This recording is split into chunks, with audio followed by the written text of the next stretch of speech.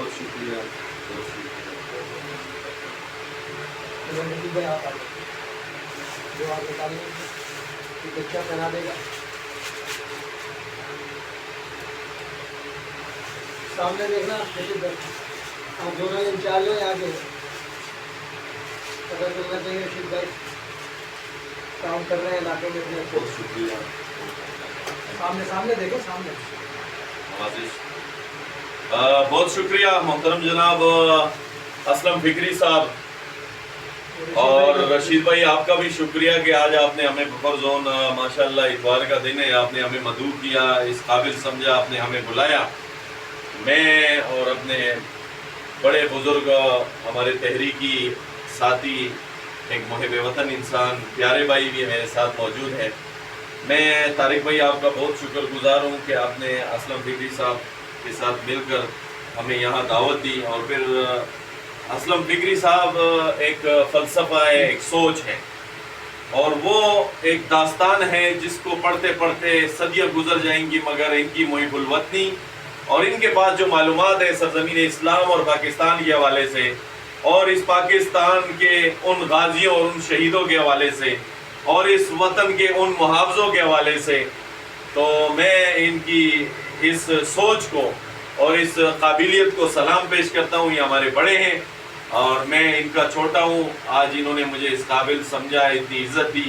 میں آل پاکستان مسلم لیگ کا ایک ہی ویژن ساری جگہ پہ لے کے جاتا ہوں کہ سب سے پہلے پاکستان، نہ سندھی، نہ پٹھان، نہ مہاجر، نہ بلوچ، نہ بنگالی، نہ برمی، نہ بہاری، نہ کشمیری، ہم سب بھائی بھائی ہیں لا الہ الا اللہ کے بعد، اور ہماری پہچان صرف پاکستان ہے. پاکستان زندہ باد. اور میں سر کی بات کو تھوڑا آگے بڑھاتے ہوئے پرویز مشرف صاحب کا ویژن کیوں تھا ایسا. پرویز مشرف صاحب نے اپنے جد امجد میں، تو جد امجد کہتا ہوں میں کرابرین کو، کہ قائد اعظم نے جب محسوس کیا اس پاکستان میں تعصب کی بو کو، تو 28 مئی 1948 کو کوئٹہ میں خطاب کرتے ہوئے فرمایا کہ ہمیں باحثیت پاکستانی اپنی شناخت پر فخر کرنا چاہیے، نہ کہ پنجابی پختون سندھی برادری پر. تو پرویز مشرف صاحب واحد لیڈر ہیں جنہوں نے سوچ کو اپنایا اپنے قائد کی اور قوم کو پیغام دیا. اس وقت لوگ بڑے خلاف بول رہے تھے اس ویژن کے اوپر، کہہ رہے تھے یہ کیا بولتا ہے پرویز مشرف، سب سے پہلے پاکستان ہمارا دین ہے، کوئی کچھ بولتا تھا. لیکن آج پوری قوم کہہ رہی ہے سب سے پہلے پاکستان. اور پرویز مشرف صاحب کا ایک اور کارنامہ آپ کو بتا دوں کہ ہمارا جو ادارہ ہے اللہ نے مجھے بھیجا 27 سال کی عمر میں، تو پرویز مشرف صاحب میں دعا کرتا تھا اللہ تعالیٰ میرے ادارے کو بچا لے، اسٹریم بل کی طرح چاٹ نہ جائے لوگ. تو اللہ نے میری دعا قبول کی اور پرویز مشرف صاحب کو بھیجا. تو پرویز مشرف صاحب جب آئے تو وہ ہمارے ناظم آباد کے میجر جنرل رضا حسین صاحب کو سپارکو بھیجا. انہوں نے آتے ہی تقریر کی سپارکو میں، بولا کہ پرویز مشرف صاحب نے ہم یہ ٹاسک دیا ہے کہ لوگ جو ہے چاند پہ پہنچ گئے ہیں اور یہ ادارہ بھی سیڑھی نہیں بنا پایا، تو ہم چاند پہ کب پہنچیں گے.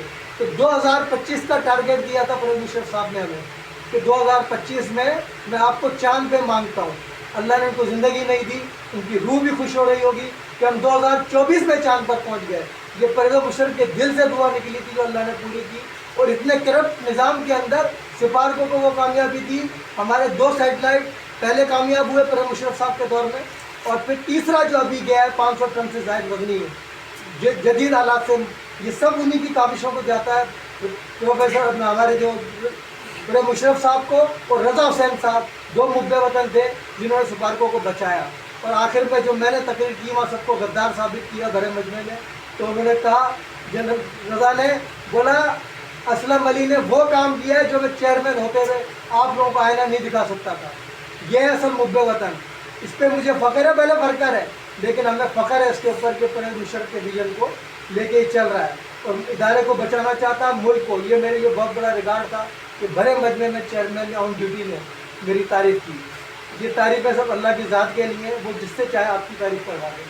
بہت شکریہ. تو پرویز مشرف جو ہے وہ اصل ویژن ہے ہمارا، اسی پہ انشاءاللہ ہم کام کریں گے. اور اب کہتے ہیں نا 1 اور 1 11 ہوتے ہیں، تو کتنے ہو گئے؟ 111. پھر پیارے بھائی کتنے ہو گئے؟ 1111. تو پھر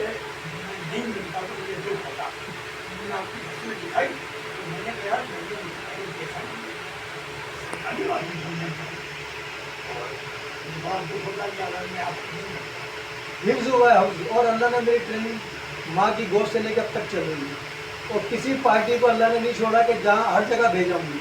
सबसे पहले जमात इस्लामी में भेजा, 2 साल की ट्रेनिंग की, फिर 15 साल नूरानी साहब के साथ रखा, तहरीक-ए-इंसाफ गाजी बना मैं,